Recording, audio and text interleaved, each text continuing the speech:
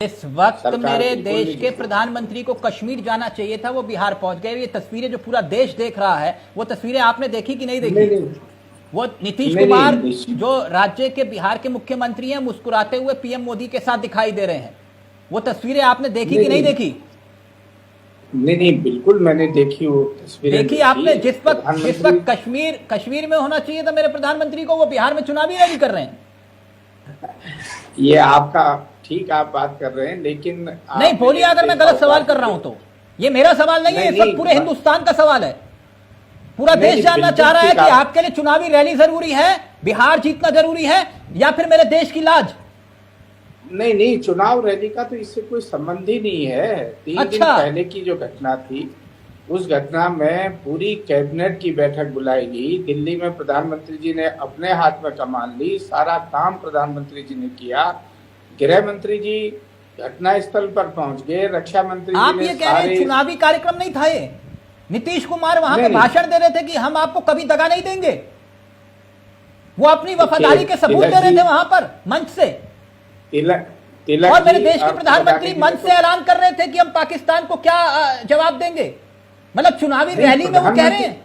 और प्रधानमंत्री जी जो बात कहते हैं वो दम से कहते हैं, और उस पर रिजल्ट भी आपके सामने देते हैं। आपने उससे पहले के भी उदाहरण देखे हैं, और आज की जो घटना है उससे निश्चित रूप से। तो बता दीजिए पुलवामा का कौन जिम्मेदार था?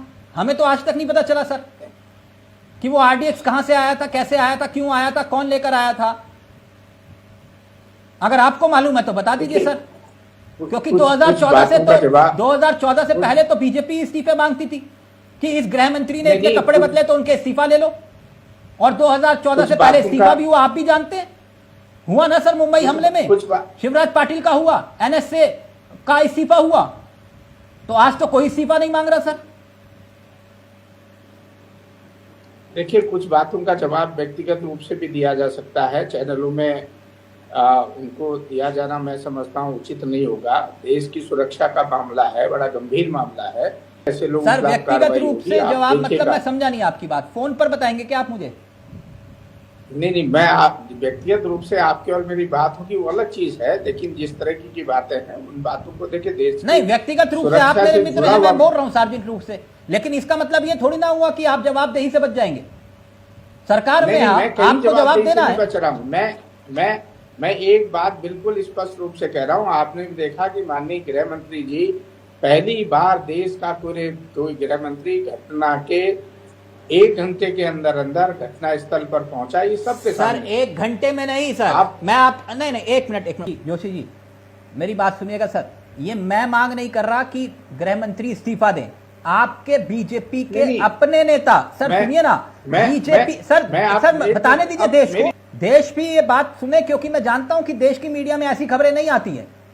आपके अपने नेता अमित शाह जी से इस्तीफा मांग रहे हैं, मोदी जी से इस्तीफा मांग रहे हैं। आपके अपने बीजेपी के नेता जानते हैं सर कौन है? मैं उनका सोशल मीडिया एक्स पर लिखा हुआ बयान पढ़ रहा हूं, जो इंग्लिश में लिखा है, अंग्रेजी में लिखा है उन्होंने, उसका तर्जुमा हिंदी में कर रहा हूं। मैं बताता हूं फिर ये कौन है।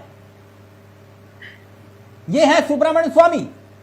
ये देखिए आपकी स्क्रीन पर। जवाबी कार्रवाई की मांग करने की बजाय पहले मोदी शाह से इस्तीफा मांगो। चीन, पाकिस्तान, मालदीव, बांग्लादेश पर कई बार इनकी परीक्षा हो चुकी है और दोनों ने आत्मसमर्पण कर दिया। भारत माता का अपमान हुआ।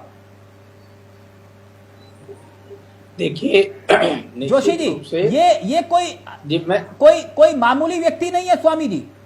पूर्व कैबिनेट मंत्री, 6 बार के सांसद रह चुके हैं, बीजेपी के नेता हैं, खुलकर बोल रहे हैं, कह रहे हैं इस्तीफा दो पहले मोदी और अमित शाह का। मैं आपकी बात से पूरी तरह सहमत हूं। सुब्रमण्यम स्वामी जी ने जो बात लिखी है उनसे यही उम्मीद की जा सकती है। अच्छा, और कोई उम्मीद उनसे नहीं, सुन लीजिएगा प्लीज, मेरी सुन लीजिएगा, उनसे और कोई उम्मीद नहीं की जा सकती। आप भी जानते हैं, मैं भी जानता हूं। क्यों? उनसे हम कोई और उम्मीद नहीं कर सकते हैं। वो यही कहेंगे, निश्चित रूप से कहेंगे। एक मिनट, आपने कहा कि हम उनसे कोई और उम्मीद कर नहीं सकते। वो आपकी पार्टी के नेता, निकाल दीजिए ना बाहर उनको पार्टी से, पहली बात। और दूसरी बात ये, ना आपके पास अगर गृह मंत्रालय के पास ED, CBI, income tax, IT, सारी खुफिया जांच एजेंसियां, ये सारी विपक्ष के नेताओं के पीछे लगाने के लिए है। वो क्या गलत सवाल उठा रहे हैं कि आप विपक्ष के नेताओं के पीछे लगा दीजिए सारी एजेंसियां? किसी भी विपक्ष के नेता के पीछे या किसी भी विपक्ष के नेता के खिलाफ अनैतिक रूप से कोई कार्रवाई नहीं हो रही है और किसी का शोषण नहीं हो रहा है। जिसकी जैसी करनी है मथुरादत्त जोशी जी, वो उसको भरेगा, सर भरेगा। ये सारी बातें लिंक्ड हैं कि भाई जब आपके पास खुफिया एजेंसियां इनपुट्स नहीं थे या थे तो फिर क्या एक्शन लिया आपने है? तो फिर इसमें गृह मंत्रालय की कोई जिम्मेदारी नहीं बनती, आप ये कह रहे हैं? नहीं, बिल्कुल बनती है। मैं कहाँ कह रहा हूँ अगर जिम्मेदारी नहीं बनती तो माननीय गृह मंत्री जी 1.5 घंटे 2 घंटे के अंदर आपकी बात मान लें, स्पॉट पे पहुंचे ना, ये तो आप भी मानते हैं ना। अच्छा, तभी पहले पहला शिवराज पाटिल का इस्तीफा होता था, स्वतंत्रता के पूर्व एनएसए का इस्तीफा होता था, आपकी सरकार में किसी का इस्तीफा नहीं होता। शिक्षा मंत्री पेपर लीक होते हैं तो जिम्मेदार नहीं। जोशी जी, ये कौन सी सरकार है कि शिक्षा मंत्री पेपर लीक होते हैं तो जिम्मेदार नहीं, रेल हादसे होते हैं तो रेल मंत्री जिम्मेदार नहीं, देश में आतंकी हमले होते हैं गृह मंत्री और रक्षा मंत्री जिम्मेदार नहीं? तो किसकी जवाबदेही और जिम्मेदारी है सर? किसी की तो जवाबदेही जिम्मेदारी होगी, या ये वो जनता की जिम्मेदारी जिन्होंने आपको चुना है? तिलक जी, आपने देखा होगा कि जनभावनाओं के अनुसार ही कार्रवाई हुई है। जहां इस्तीफे की जरूरत पड़ी है वहां इस्तीफा भी लिया गया है। जोशी जी देखिए, मेरे साथ ना मेरे साथ नहीं सर, आप जानते हैं मैं वो सवाल नहीं करता जो हम काट के खाते हैं छूट के। पुलवामा मैं आपको उदाहरण दूं, डिबेट तो नहीं छोड़ोगे सर? अगर आपके अंदर हिम्मत है, अगर आपके अंदर हिम्मत है तो मैं आपके सामने प्रमाण दूंगा और देखिएगा, मैं आपके सामने नैतिकता की बात है, प्रमाण दे दूंगा आपको। जोशी जी, आप जिस राज्य से आते हैं वो देवभूमि कहलाती है, उसी उत्तराखंड की आपको शपथ होगी, दिल पर हाथ रख के बोलेगा कि आपके कैबिनेट मंत्री, आप ही के कैबिनेट मंत्री गणेश जोशी के ऊपर आय से अधिक संपत्ति का मामला होता है, कोर्ट कहता है कार्रवाई करो। आपने कौन सा इस्तीफा ले लिया सर उनसे? आपके अंदर बोलने की हिम्मत है कि हमारे इस मंत्री को इस्तीफा देना चाहिए? तिलक जी, मैंने कुछ बातें आपको निवेदन ये भी किया कि कुछ